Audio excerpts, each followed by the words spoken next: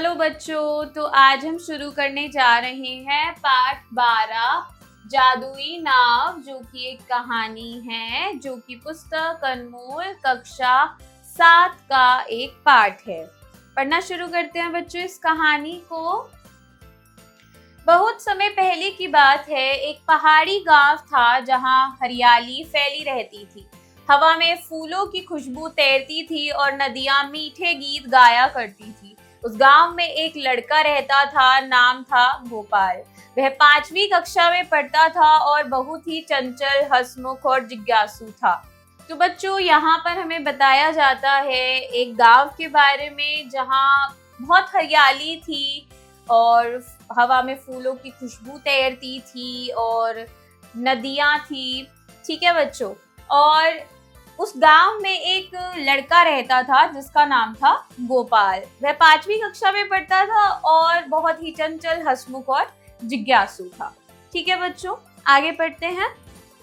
उसे नई चीजें सीखने और पुराने किस्से कहानियां सुनने का बहुत शौक था। गोपाल का एक खास दोस्त था, एक बूढ़ा बढ़ई, जिसे सब बाबा लकड़ी कहते थे। बाबा लकड़ी गांव के सबसे पुराने व्यक्ति थे। वे लकड़ी से तरह तरह की चीजें बनाते थे, खिलौने, कुर्सियां और कभी कभी छोटी नावें भी। एक दिन गोपाल बाबा लकड़ी की छोटी सी झोपड़ी में गया और बोला, बाबा, आप हमेशा कुछ ना कुछ बनाते रहते हो, पर ये बताओ कि सबसे खास चीज आपने अब तक क्या बनाई है।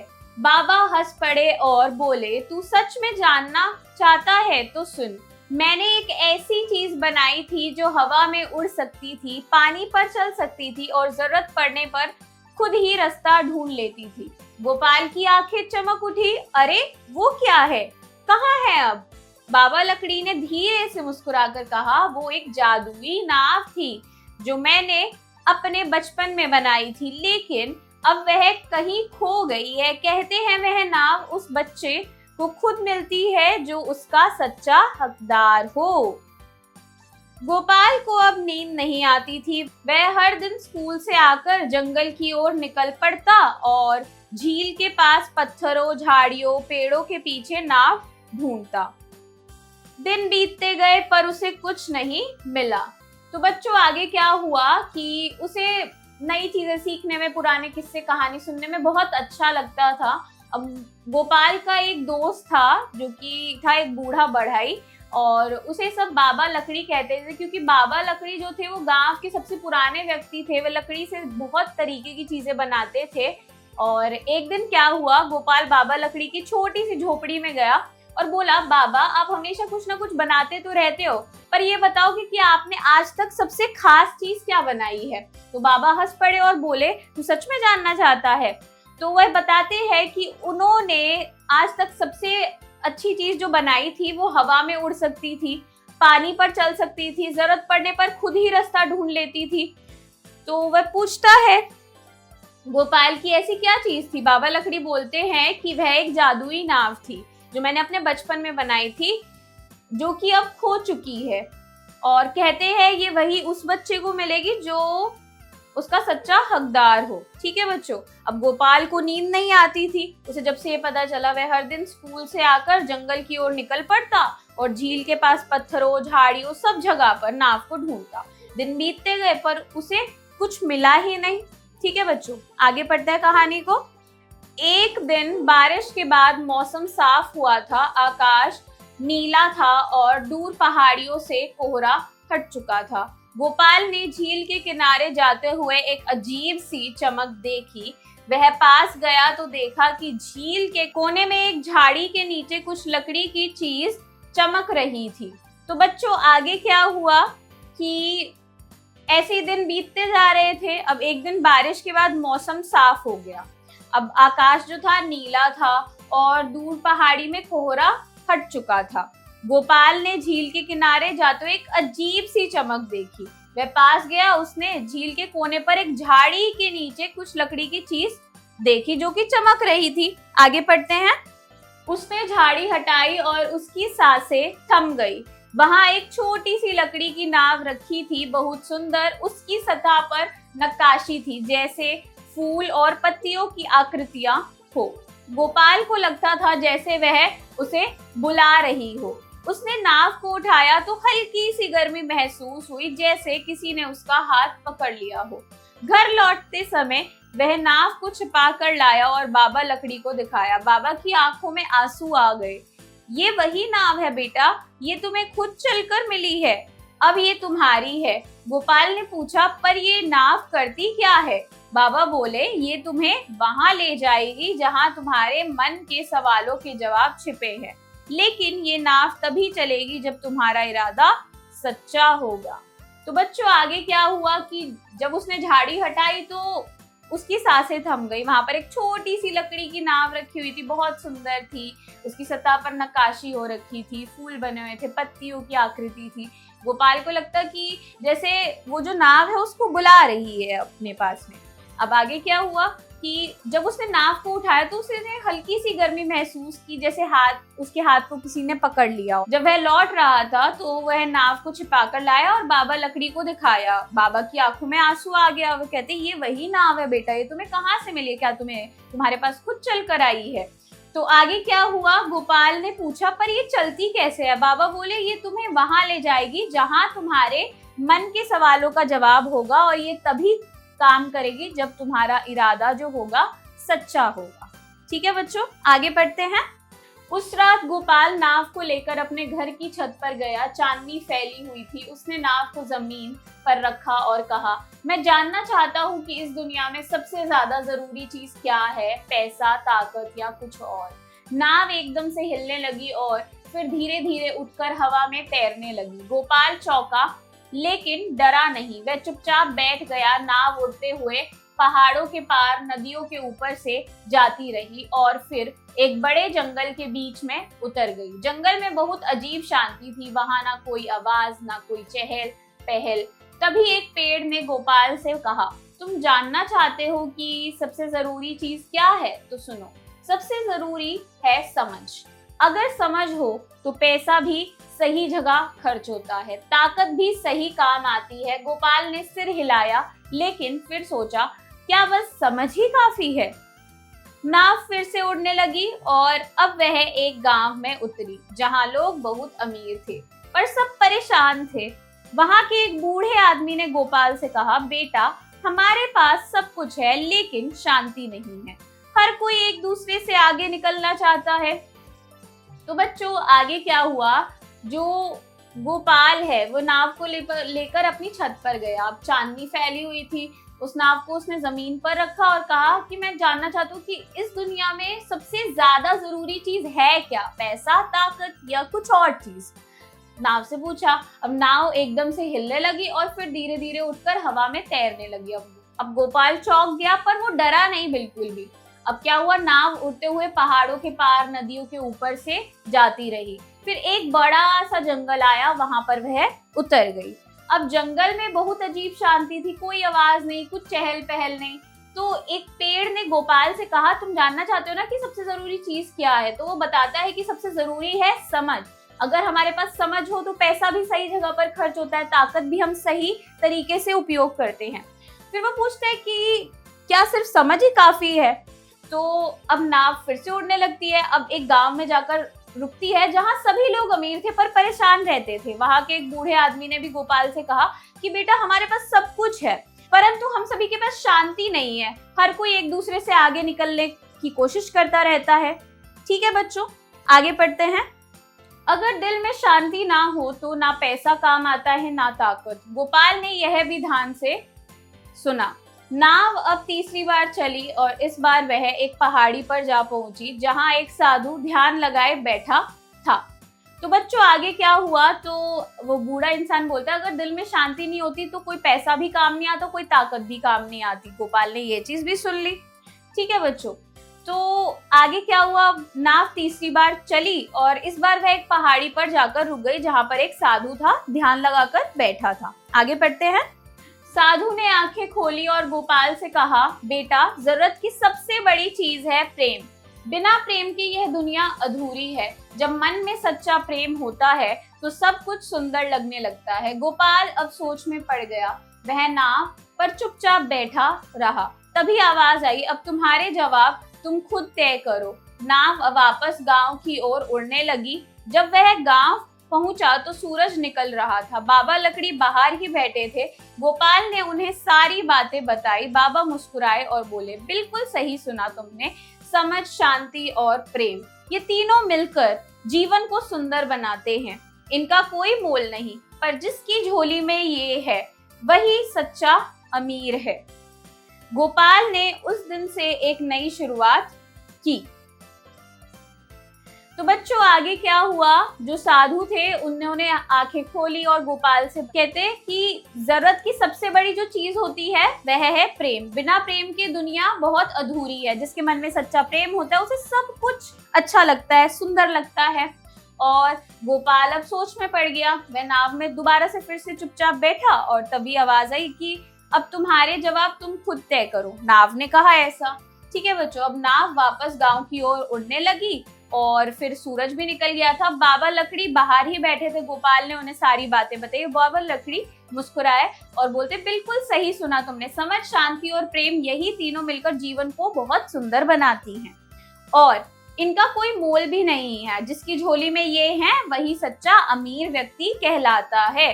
ठीक है बच्चों, और गोपाल ने उस दिन से एक नई शुरुआत की। ठीक है बच्चों, वह अब हर किसी की मदद करने लगा। दोस्तों के साथ झगड़ा नहीं करता, स्कूल में मेहनत से पढ़ाई करता और गांव के बुजुर्गों की बात ध्यान से सुनता। अब जो है वह एक अच्छा व्यक्ति बन चुका था। वह सबकी मदद करता, दोस्तों के साथ झगड़ा भी नहीं करता, मेहनत करता, गांव के बुजुर्गों की बात भी ध्यान से सुनता। ठीक है बच्चों, ये कहानी थी जो हमने पढ़ी। शब्दार्थ, मीनिंग्स: चंचल, प्लेफुल, जिज्ञासु, क्यूरियस, नक्काशी, कार्विंग, झोपड़ी, हट, इरादा, इंटेंशन, चांदनी, मूनलाइट, चहल पहल, हसल एंड बसल, समझ, अंडरस्टैंडिंग, प्रकृति, नेचर, झोली, लैब। ठीक है बच्चों, अभ्यास एक्सरसाइज कर निम्नलिखित प्रश्नों के उत्तर दीजिए। Answer the following questions. प्रश्न 1, गोपाल किस गांव में रहता था और वह कैसा था? तो बच्चों, उत्तर होगा गोपाल एक पहाड़ी गांव में रहता था जहां पर बहुत ज्यादा हरियाली थी और नदियां थी और हम कह सकते हैं कि वह बहुत एक सुंदर गांव था। ठीक है बच्चों। प्रश्न 2, बाबा लकड़ी को यह नाम क्यों दिया गया था? उत्तर होगा बाबा लकड़ी को यह नाम इसलिए दिया गया था क्योंकि वह गांव के सबसे पुराने व्यक्ति थे और वे बढ़ई भी थे और वह लकड़ी से बहुत सारी चीजें बनाते थे। ठीक है बच्चों। प्रश्न 3, बाबा लकड़ी ने गोपाल को किस जादुई चीज के बारे में बताया? उत्तर होगा बाबा लकड़ी ने गोपाल को जादुई नाव के बारे में बताया। प्रश्न 4, गोपाल को जादुई नाव कहाँ और कैसे मिली? उत्तर होगा गोपाल को जादुई नाव झाड़ियों में मिली और वह एक दिन जंगल में ढूंढ रहा था। उसकी नज़र एक चमकती हुई चीज पे पड़ती है जो कि नदी से गुजर रही थी और फिर उसने जब झाड़ियां हटाकर देखी कोने पर जाकर नदी के, तो उसने पाया कि वहां पर एक नाव थी। ठीक है बच्चों। प्रश्न 5, नाव गोपाल को किन किन स्थानों पर लेकर गई और वहां उसे क्या सीख मिली? उत्तर होगा नाव सबसे पहले गोपाल को एक जंगल में लेकर गई जहां पर उसे समझ के बारे में पता चला। दूसरी जगह गोपाल को वह एक गांव में लेकर गई जहां पर गोपाल को शांति के बारे में पता चला और तीसरी बार नाव गोपाल को एक पहाड़ी पर लेके गई एक साधु के पास जहां पर उसे प्रेम के बारे में पता चला। ठीक है बच्चों, इनके भी उत्तर आप स्वयं लिखेंगे। ख, खाली स्थान भरिए, फिल इन द ब्लैंक्स। पहला, गोपाल 7वीं कक्षा में पढ़ता था और बहुत ही डैश और जिज्ञासु था। उत्तर होगा चंचल।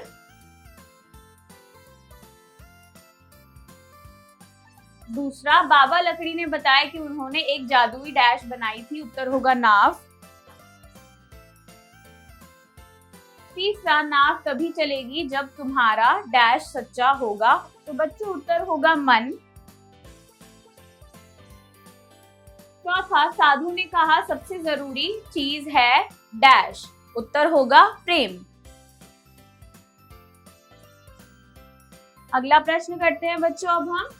ग, सही वाक्य पर सही का चिन्ह तथा गलत वाक्य पर गलत का निशान लगाइए। Tick right for true and cross for false statement. पहला, बाबा लकड़ी गांव के सबसे बूढ़े और अनुभवी व्यक्ति थे, सही। दूसरा, गोपाल को पुरानी कहानियां सुनना बिल्कुल पसंद नहीं था, गलत। तीसरा, जादुई नाव केवल बड़े लोगों को दिखाई देती थी, गलत। चौथा, गोपाल ने नाव को स्कूल में अपने दोस्तों को दिखाया, गलत। पांचवा, नाव हवा में उड़ सकती थी और खुद रास्ता ढूंढ सकती थी, सही।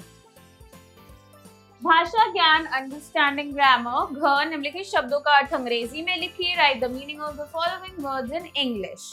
ठीक है बच्चों, लिखते हैं। भाषा ज्ञान अंडरस्टैंडिंग ग्रामर। घ निम्नलिखित शब्दों का अर्थ अंग्रेजी में लिखिए। Right the meaning of the following words in English.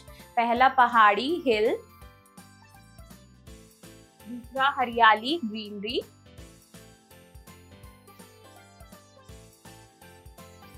तीसरा, खुशबू, फ्रेग्रेंस। चौथा, गीत, सॉन्ग। पांचवा, सांस, ब्रीथ। छठा, चमक, ग्लो। सातवां, ध्यान, अटेंशन।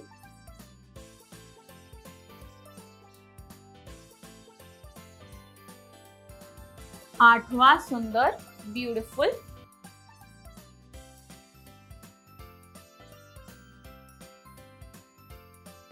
अगला प्रश्न करते हैं बच्चों अब हम। अड़ वचन बदलिए, चेंज द नंबर। पहला, फूल, फूलो। दूसरा, पेड़, पेड़ो। तीसरा, बच्चा, बच्चे। चौथा, सवाल, सवालो।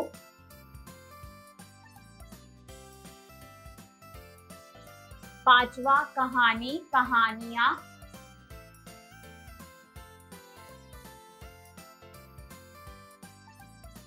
छठा, बुजुर्ग, बुजुर्गो।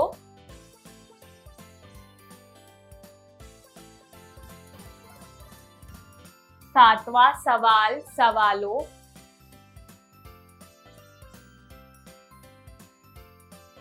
आठवां, किताब, किताबों।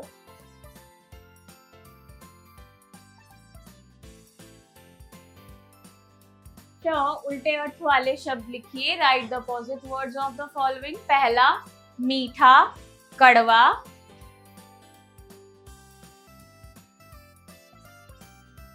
दूसरा, खास, सामान्य। तीसरा, नया, पुराना।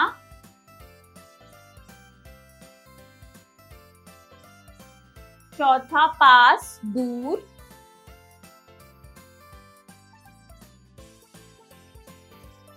पांचवा, हसमुख, दुखी।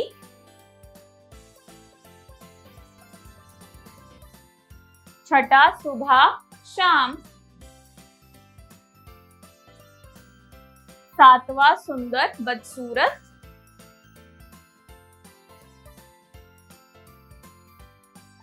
आठवां, झूठ, सच।